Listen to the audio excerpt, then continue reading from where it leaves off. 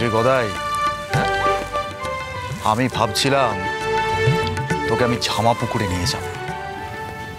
আমাকে কেন গা? ঝামা পুকুরের টোলে এখন আমার অনেক ছাত্র, তার উপর যজমানও রয়েছে। সব দিকে আয়। দেখ গদাই, একা হাতে আমি সব দিক সামলে উঠতে পারছি না। রামেশ্বর তো পুজো আচ্ছা কিছু শিখলো না, চাষাবাদেই ওর মন। এখন তুই যদি আমার সঙ্গে যাস তাহলে আমার একটু সুবিধা হয়। মা, আমি কালই গদাইকে কলকাতায় নিয়ে যেতে চাই। গদাইটাকেও নিয়ে চলে যাবি বাবা? তুই কলকাতা চলে গেলি বাড়িটাকে পাকা করে দিয়ে। অক্ষয়কে আমি একা হাতে মানুষ করছি, এখন তুই গদাইটাকেও নিয়ে চলে যাবি? বাড়িটা যে একবারে শূন্য হয়ে যাবে বাবা। বাড়ি শূন্য হয়ে যাবে এমন কথা তুমি কেন মনে আনছো মা? রামেশ্বর আছে, গায়ত্রী আছে, অক্ষয় আছে, তোমার পাশে থাকার জন্য এই বাড়িতে তো অনেকে রয়েছে মা।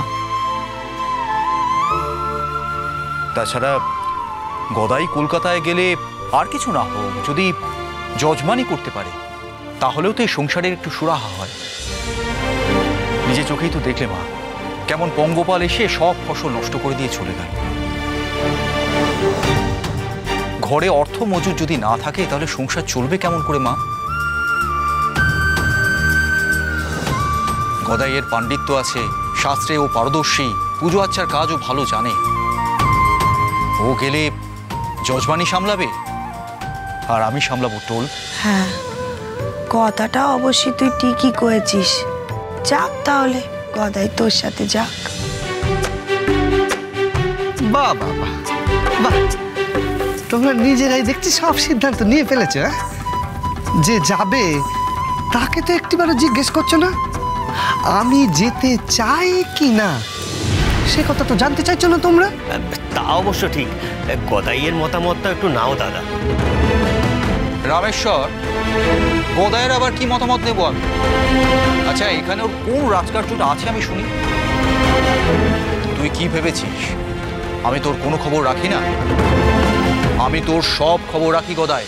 তুই হয় গান গাইছিস, আর না হয় ঘুরে বেড়াচ্ছিস শ্মশানে শ্মশানে, আর নয়তো পুজোয় বসে ঘন্টার পর ঘন্টা ধ্যান করে চলেছিস। হ্যাঁ, মাঝে মধ্যে পালা একটাও করে বেড়াচ্ছিস, এই তো তোর কাজ। আচ্ছা গদাই, তুই একটু ভেবে আমাকে বলবি, তুই যদি এমন করে বেড়াস তাহলে তাহলে সংসারে কোনো সুরাহা হয়? আরে যত যাই কর, পেটটা তো চালাতে হবে নাকি? এসব কথা তুমি ঠিকই কয়েছো দাদা, ওসব করে সংসারে সুরা হবে না, কিন্তু তাই বলে ঝামা পুকুরে ঝামা ঘষতে যেতে আমি পারবো না। ভক্তির সাগর, সোম থেকে রবি প্রতিদিন বিকেল 5:30টায় স্টার জলসায় ও ডিজনি প্লাস হটস্টারে।